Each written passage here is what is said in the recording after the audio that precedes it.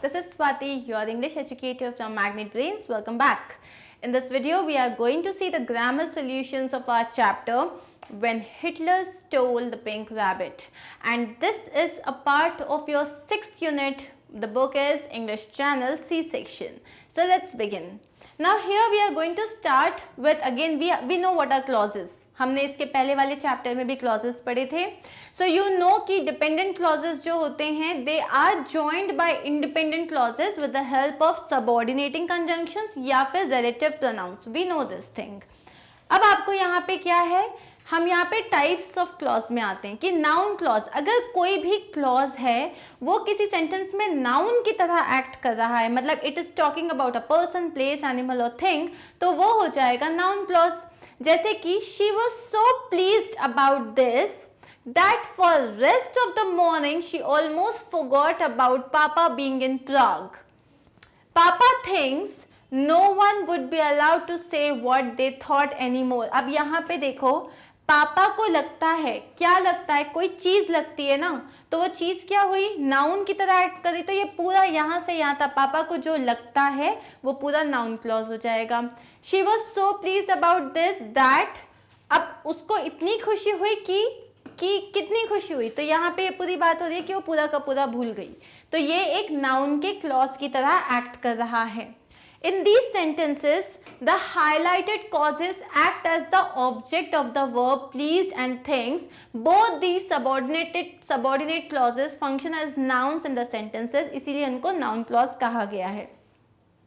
अब इसके बाद adjective clause, तो जैसे कि कोई क्लॉज है वो एडजेक्टिव की तरह एक्ट कर रहा है, मतलब वो क्या बता रहा है कि आपको वो बता रहा है किसी नाउन के बारे में या आपके सब्जेक्ट के बारे में आपको ज्यादा इंफॉर्मेशन दे रहा है, whose या which, तो वो हो गया आपका एडजेक्टिव क्लॉज. जैसे कि she would miss the geography lesson at school. अब वो लेसन के बारे में यहाँ पे एक्स्ट्रा इंफॉर्मेशन दी है which she particularly disliked. वो वाला लेक्चर मिस करेगी जो उसको पसंद नहीं था. तो हमारा जो ये ज्योग्राफी लेसन जो हम जिस नाउन के बारे में बात कर रहे हैं उसके बारे में हमको एक्स्ट्रा इंफॉर्मेशन मिली है. यस, ये हो गया हमारा adjective clause. The highlighted clause in this sentence describes the noun lesson और इसीलिए ये हो गया adjective clause. अब क्या है adverb clause. अब adverb clause मतलब हमें बताएगा कि कोई भी noun के बारे में कि वो कहाँ हो रहा है, क्या हो रहा है, क्यों हो रहा है, कैसे हो रहा है, कब हो रहा है. तो ये क्वेश्चन अगर आंसर कर दिए तो वो हो गया adverb clause. So like they would not want to live in Germany when the Nazis came to power. वो कब नहीं रहना चाहेंगे जर्मनी में, जब नाजीज पावर में आ जाएंगे. तो यहाँ पे they do not want to live, when they do not want to live, जब नाजीज पावर में आ जाएंगे. तो यहाँ पे ये कौन से क्वेश्चन का आंसर दे रहा है हमें, कौन से टाइम पे वो नहीं रहना चाहेंगे, and that is an adverb. तो अगर कोई आपका क्लॉज एडवर्ब की तरह एक्ट कर रहा है तो वो एडवर्ब क्लॉज हो जाएगा.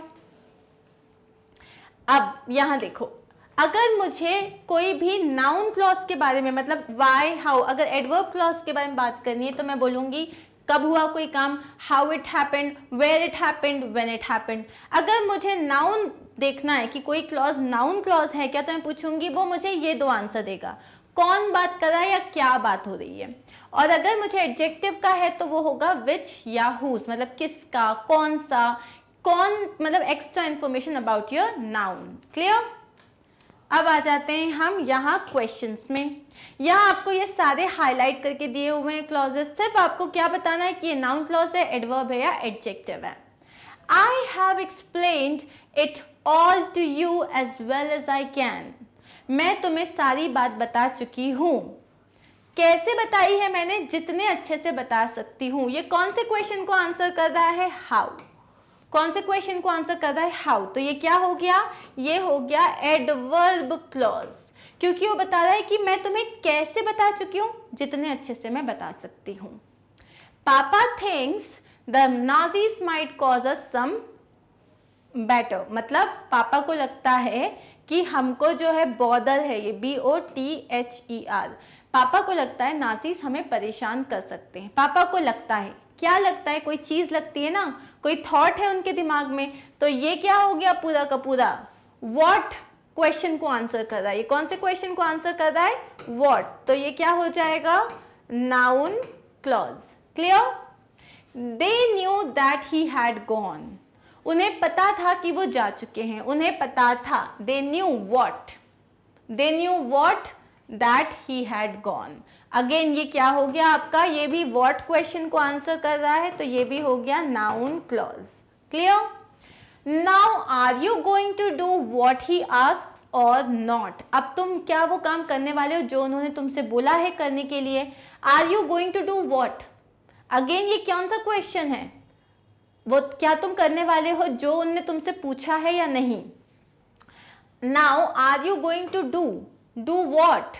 व्हाट ही आस्क और नॉट, ये भी नाउन क्लॉज हो गया। I expect the children could eat some more breakfast. I expect what?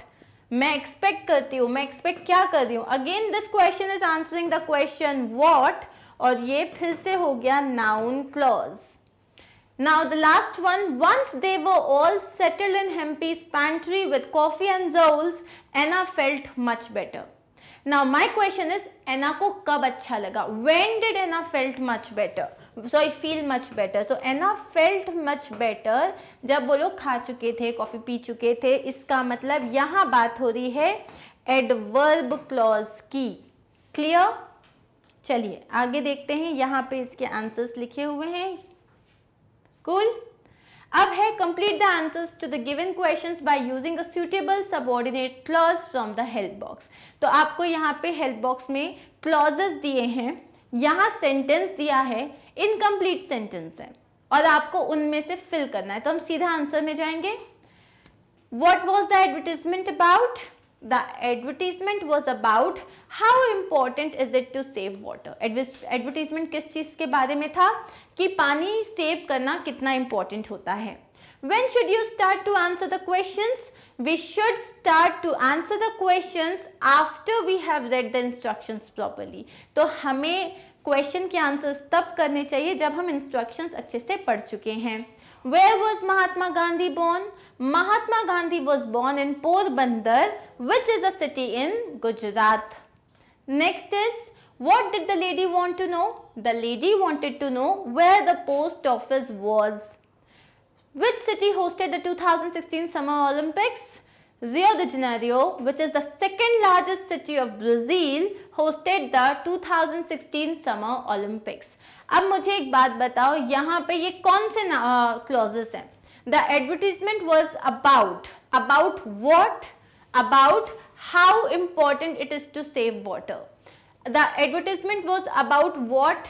अब यहाँ पे वो एडवर्टाइजमेंट के बारे में बता रहे थे। The advertisement was about this, about what. तो अबाउट दिस, तो ये एक नाउन क्लॉज है, मतलब अबाउट वॉट क्वेश्चन को आंसर कर रहा है। We should start to answer the questions when, after we have done this properly. तो ये एडवर्ब क्लॉज हो गया, व्हेन क्वेश्चन को आंसर कर रहा है। Where was Mahatma Gandhi born? Mahatma Gandhi was born in Porbandar. अब ये पोरबंदर के बारे में एक्स्ट्रा इंफॉर्मेशन दे रहा है, थोड़ा ज्यादा बता रहा है, तो ये हो गया एडजेक्टिव क्लॉज। क्लियर? और यहाँ देख लो, What did the lady want to know? The lady wanted to know something. ये एक कोई चीज है, What did she want to know? तो ये हो गया आपका noun clause. And the last one, Rio de Janeiro, जो कि ब्राजील की लार्जेस्ट सिटी है। मतलब ये आपको एक्स्ट्रा इंफॉर्मेशन दे रहा है आपके नाउन के बारे में, तो ये क्या हो गया? ये हो गया adjective clause. Clear with this? चलिए आगे बढ़ते हैं। अब लास्ट हमारा जो क्वेश्चन इस चैप्टर में ऐसे है, तो ऐसे हमारा टॉपिक दिया हुआ है let peace rule the world, कि पीस जो है मतलब शांति जो है उसको दुनिया पे कब्जा होना चाहिए, मतलब शांति के साथ सबको रहना चाहिए। रिमेंबर टू डिवाइड योर ऐसे इनटू पैराग्राफ्स। तो आपको अपना जो ऐसे लिखना है वो पैराग्राफ्स में डिवाइड करना चाहिए। हर पैराग्राफ एक पर्टिकुलर टॉपिक के बारे में बात करेगा and you should give reasons. अगर आप कुछ भी बोल रहे हो तो उसके आपको रीजंस देने पड़ेंगे। तो यहाँ ये ऐसे ऑलरेडी है आपके लिए। Let's start to read this. Let peace rule the world. Peace सबसे पहले हमने इंट्रोड्यूस किया है कि पीस क्या होता है। Peace can be defined as a state और period in which there is no war, freedom from disturbance. तो यहाँ पे ये जो फर्स्ट पैराग्राफ है ये हमारा इंट्रोडक्शन पैराग्राफ है, जहाँ हमने क्या बताया पीस क्या है। इट्स अ स्टेट और पीरियड, एक ऐसा टाइम है जिसमें कोई वॉर नहीं हो रहा है और सब लोगों को सब डिस्टर्बेंस से फ्रीडम मिली हुई है। Peace and harmony is the fundamental requirement of our life and an ideal path to follow. हमारी लाइफ की एक फंडामेंटल रिक्वायरमेंट है, जैसे हमारी लाइफ की एक फंडामेंटल रिक्वायरमेंट है फूड या शेल्टर या फिर वाटर, उसी तरीके से एक रिक्वायरमेंट है पीस और हार्मनी की, जो कि हमें एक सही रास्ते पे चलने के लिए हमको मतलब हमको बताती है। A war cannot achieve what peace can. अगर झगड़े से वो आप कभी अचीव ही नहीं कर सकते जो आप शांति से अचीव कर सकते हो। The forces of peace can rule over ignorance and superstition, over illiteracy and immortality, and over disease and physical suffering, over poverty and governmental oppression. मतलब जो फोर्सेस हैं पीस के, मतलब शांति में इतनी ताकत है कि वो इग्नोरेंस और सुपरस्टिशन के ऊपर रूल कर सकती है। कि जब आप कोई भी काम करते हो, सुपरस्टिशन में जीते हो या आपको किसी चीज़ के बारे में पता नहीं है, वो आपको हेल्प करती है to understand. Over illiteracy and immortality, illiteracy और इमोर्टेलिटी मतलब जो अनपढ़, जो आप लोगों के यहाँ पे जो पढ़े लिखे लोग नहीं होते हैं, या इमोरलिटी, इमोरलिटी का मतलब क्या है, जो आप इलीगल तरीके से या फिर अनएथिकल वेज जो यूज करते हो वो इमोरल हो जाते हैं।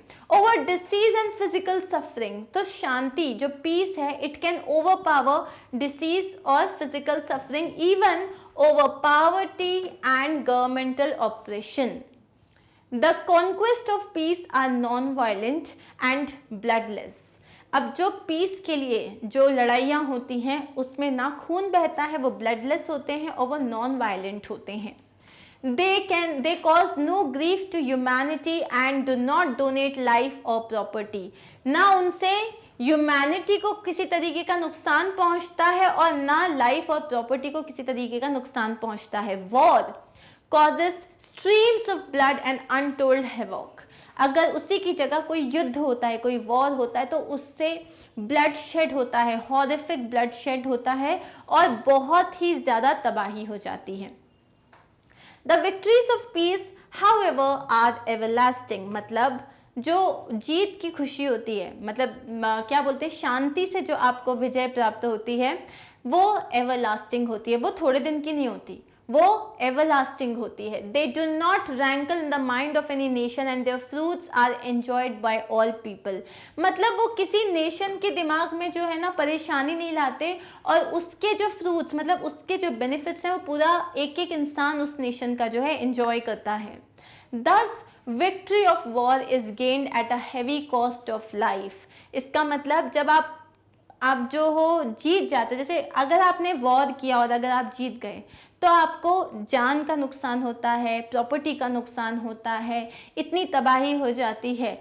और उसके कारण जो होता है, या तो क्या होता है, आप कोई भी एक टेरिटरी को अपने इसमें ऐड कर लेते हो और उसकी वजह से वहाँ के लोगों को स्लेव्स बना लेते हो, नौकर बना लेते हो खुद के, और एक्सप्लॉइट करते हो बहुत सारी चीज़ों को। ये सब नेगेटिव एस्पेक्ट्स हैं द विक्ट्रीज ऑफ पीस। लेकिन जब आप शांति के साथ कोई चीज़ जीतते हो, on the contrary involve no butchery, मतलब उसमें कोई ह्यूमंस जो है उनका ब्लड शेड नहीं होता और पूरे दुनिया को उसका जो है वैल्यू पता चलता है। Only piece can bring about social reforms. लेकिन अगर आप सोशल कोई भी चेंज चाहते हो तो वो सिर्फ और सिर्फ पीस से ही लाया जा सकता है। During the war men are too busy in militaristic activities to think of social improvement. एक जब वॉर चलता रहता है तो कोई सोशल इंप्रूवमेंट के बारे में नहीं सोचता, उन्हें बस ये लगता है कि किस तरीके से आपका जो आपके वेपन्स सही तरीके से होने चाहिए, आपकी जो व्हीकल्स हैं वो सही होनी चाहिए, आपका हॉर्स बैक सही होना चाहिए। उनके लिए उस वक्त सोशल इंप्रूवमेंट मैटर नहीं करता।